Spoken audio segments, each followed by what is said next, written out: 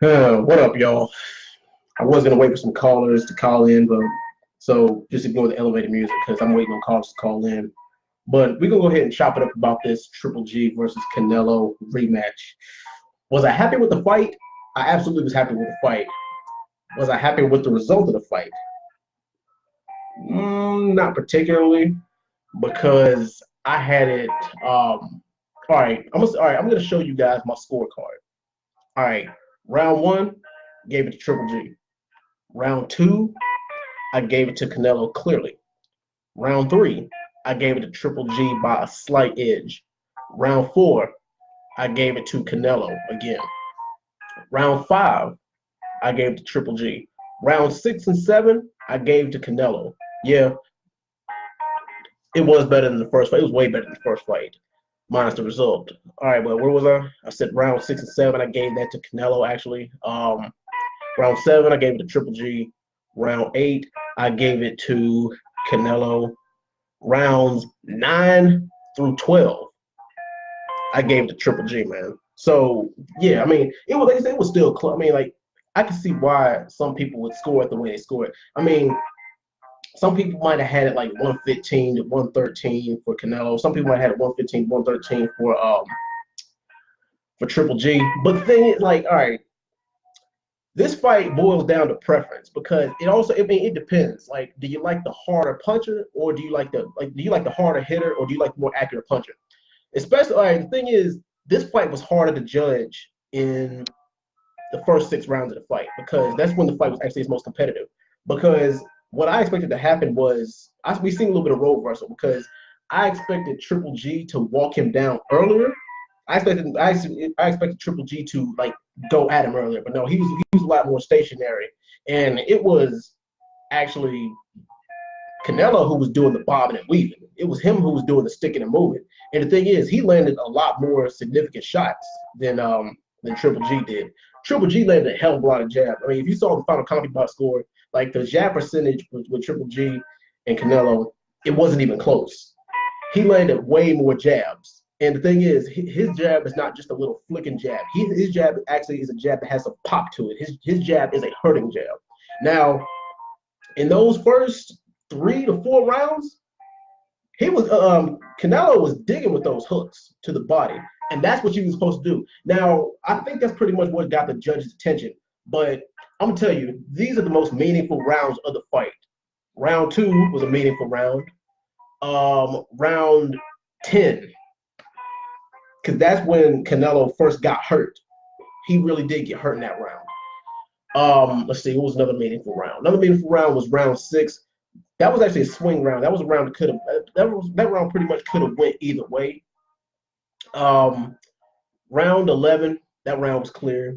That round was clearly a Triple G round. Round 12, you could edge to Triple G. I mean, it didn't really matter. I mean, some people scored 7-5. Who won? Canelo actually won by majority decision. One judge scored the draw, and then the other judges scored it 115 to 113 for Canelo.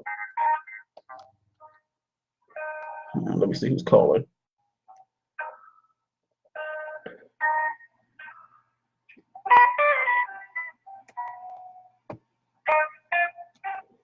Yeah, Canelo was busted open very, very early. I'm waiting on callers.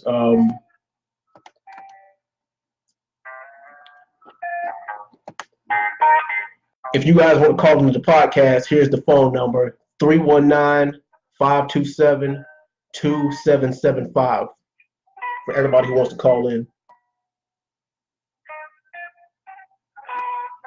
It's not hard to decide. It was close but clear once again. Triple G is a man. Canelo, the slave of the Mexican cartels. Well, damn.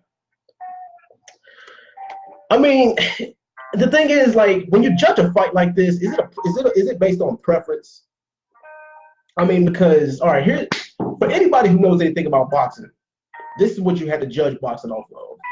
You have to judge it based off of ring generalship, who's actually controlling the fight.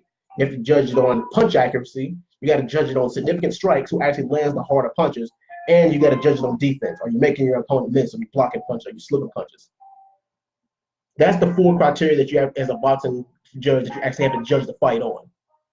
I mean, like I said, but big ups to people. I mean, let's see, exactly. Everybody's saying that. I think the general consensus is saying that Triple G did win the fight, but I mean, the judges saw what they saw. But see, the thing is, I don't know what's up with it, but like, I think that like the boxing commission needs a whole new judging system, or there needs to be more than one way to judge it. Now, it would have been clear had there been a knockdown. I think that round 10, round 11 were the closest rounds that we got to see a knockdown, and both of those were Triple G about to knock down Canelo. Now, there was a few shots like that snapped Triple G's head back, but I think that the most damage was done to Triple G's body by Canelo. And Canelo had a very, very smart strategy. But the only thing that made it more clear to me was the fact that was the fact that Canelo ran out of gas in like the eighth or ninth round. And then that's when he went after him. Some people say that he might have ran out of gas earlier than that. But the thing is, Triple G is normally the forward fighter, and Canelo usually plays the role of the counterpuncher. But Canelo was actually going forward for the majority of the fight, for like the first 6 rounds of the fight. He didn't start backpedaling until he ran out of gas.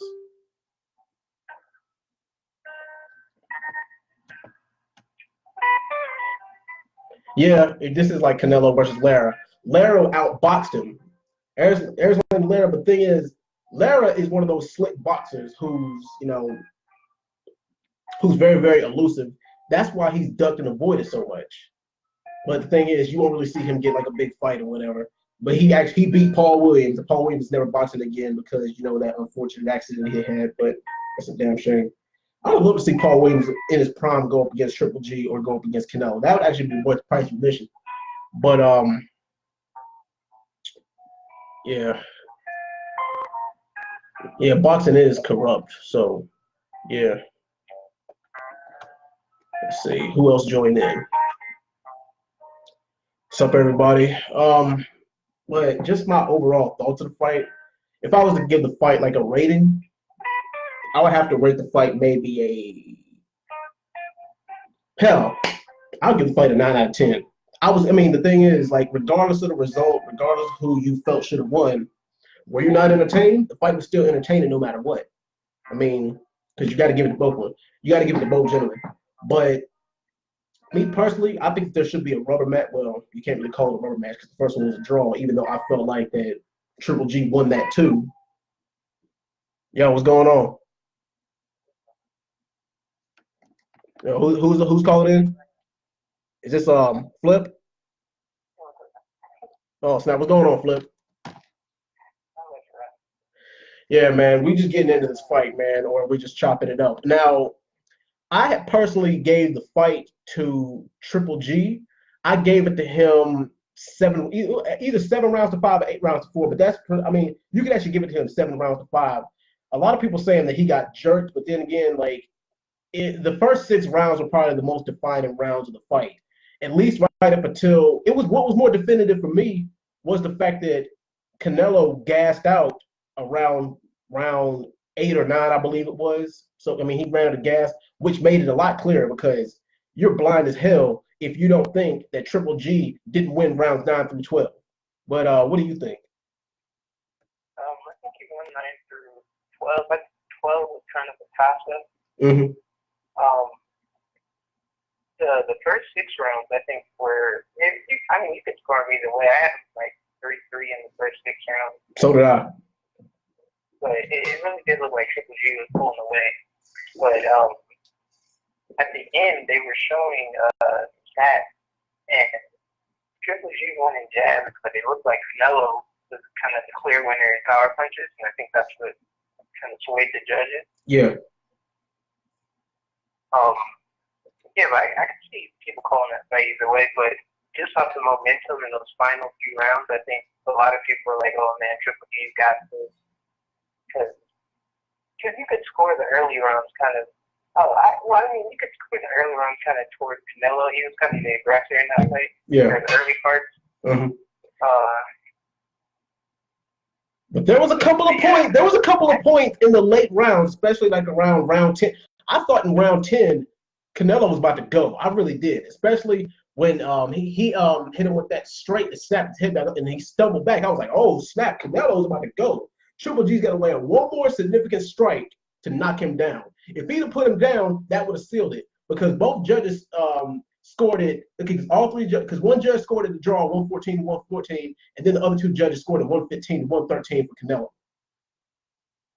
Yeah, I thought the 115, 113 was a little outrageous.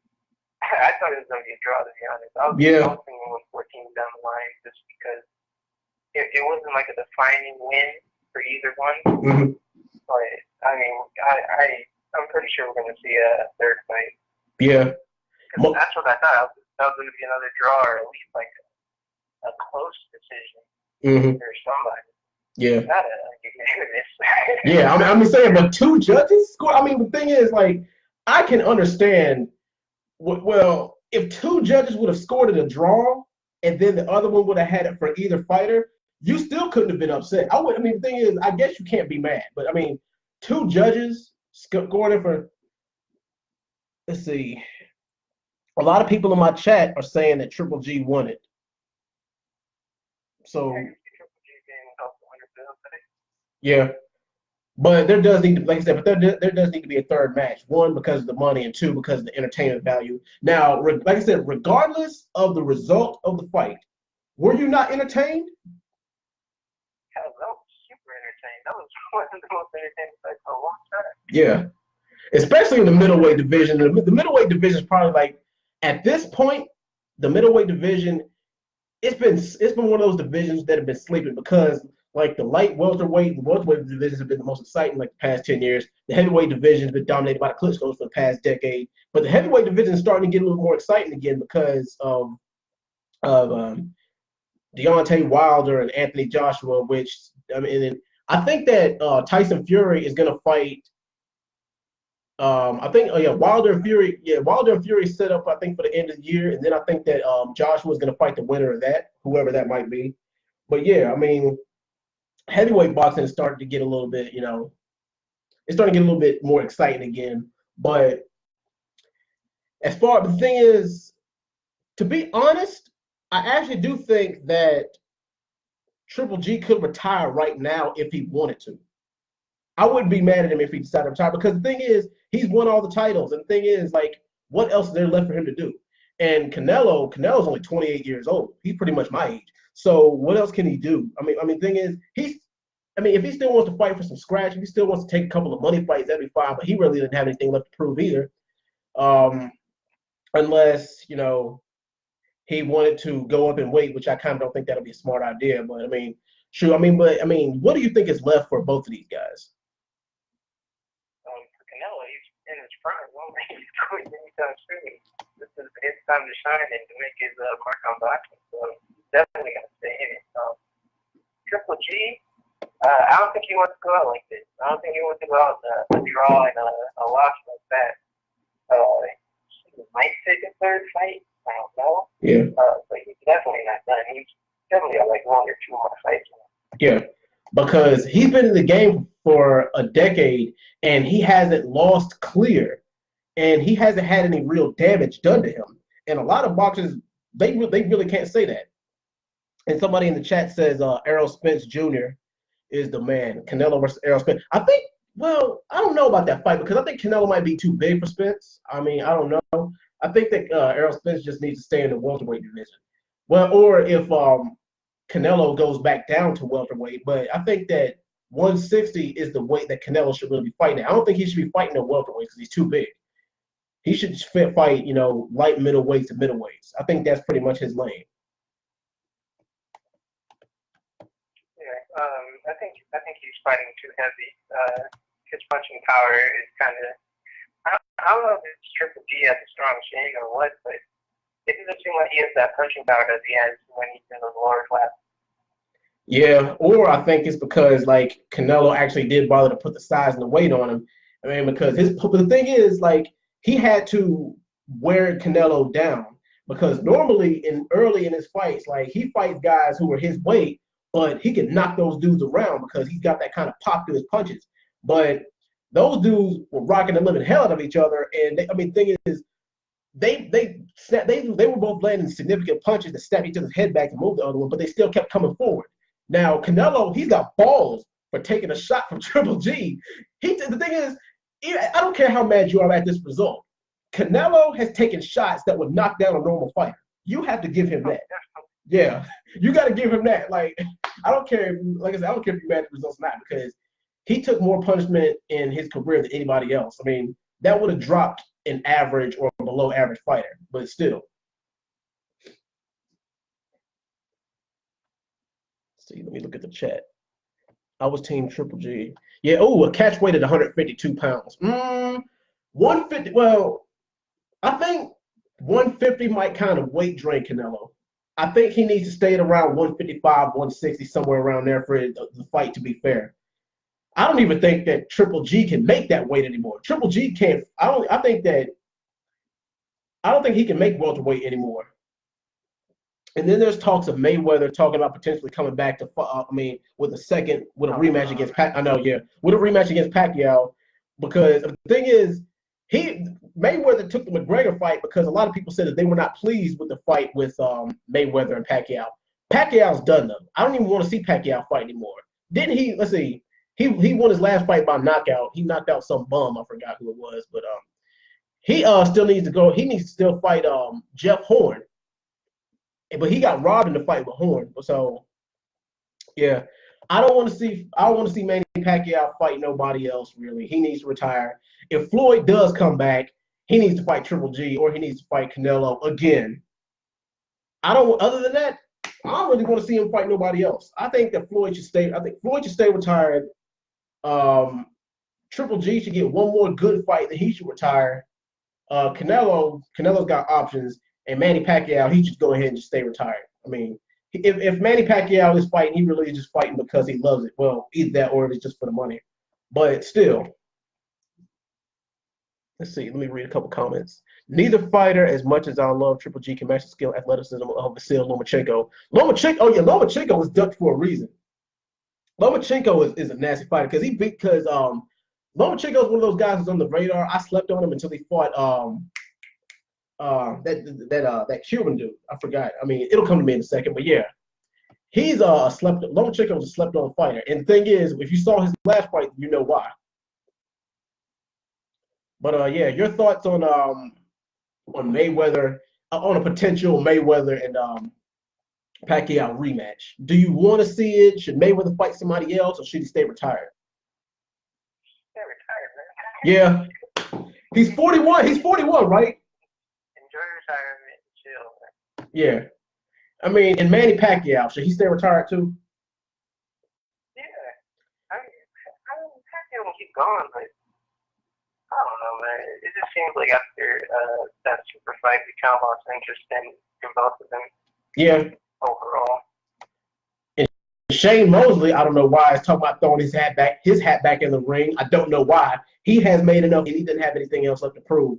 And Shane Mosley is 46 years old. So why the hell do you want to hop back into the ring? Unless you want to end up like Bernard Hopkins and end up getting your ass knocked out. Gotta get that free paycheck, man. Yeah, but it's not worth losing. It's not worth your physical health. I mean, if I was a boxer, I'd want to get out of there before I would suffer any real damage, before I end up being punch drunk or, sustain a real injury. I mean, that's why I'm glad that Miguel Cotto got out of there, because I don't think nobody took more damage in his career than Miguel Cotto did. I mean, Miguel Cotto's only 37 years old, and I'm glad. I mean, the thing is, he just retired last year, age 36. So I'm just glad that he got out of there when he did. Yeah, Sasha Go says Lomachenko is the best in the world, pound for pound. Period. And I don't think it'll be a smart idea for Manny Pacquiao at age 40, going to age 41. It's not a smart idea for him to fight 28, 20. I think Lomachenko's 29, I believe.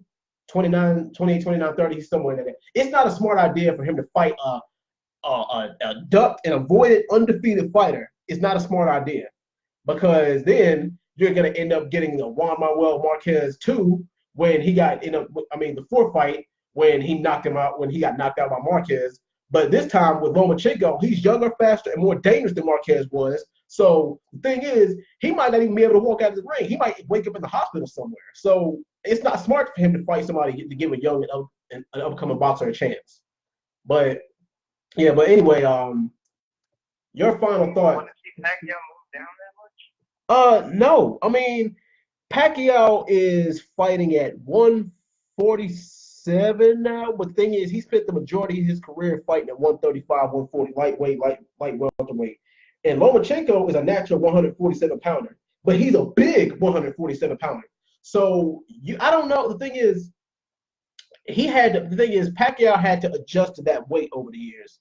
It's hard. I mean, the thing is, Manny Pacquiao is walking around weight. He's like 5'6", 150 walking around. Lomachenko is big as hell walking around. He's like 160 pounds walking around, but he has to drop down to 147 for it to be a fair fight. So yeah, it's not a smart idea for Manny Pacquiao to take somebody like him. But let's see. Hold on, let me look at the chat again. Oh, Lomachenko's 135. But still, I mean, the thing. Yeah, I mean, still, I thought he was like naturally 140, 147. I mean, but the thing is, Lomachenko's walking around weight is a hell of a lot bigger than his fighting weight. So, yeah. But anyway, before I wrap this up, you got any final thoughts? Hopefully, finally get this Joshua Wilder fight, right? Hell Joshua's yeah. been ducking. Hell yeah. But like I said, both of them, I mean, Wilder's got to go through Tyson Fury first. That'll be easy, man. Yeah, pretty much, because Tyson Fury is one-dimensional as hell. I'm sorry to say. But a lot of people say, oh, man, they say Deontay Wilder's a one-trick pony. All he has is athleticism and size and that right hand because it's like a goddamn cannonball. Hey, if it's working for you, I ain't mad at it. I mean, if it ain't broke, don't fix it. So, yeah. But anyway, we might got 9 viewers in chat right now. But anyway, guys, I just wanted to do this podcast right quick. Thank y'all for watching. Flip, thank you for giving your 2 cents. This is regardless, this was a damn good fight. And I'm probably going to be looking to do a lot more of these Saturday night, fight podcasts. After UFC fights, after boxing fights, I'm probably going to do a lot more of these. So, Flip, I mean, just at the last minute, thank you for chiming in with me. All right, man. Anyway, we're out. Thank you, guys. We'll see you next time. Peace.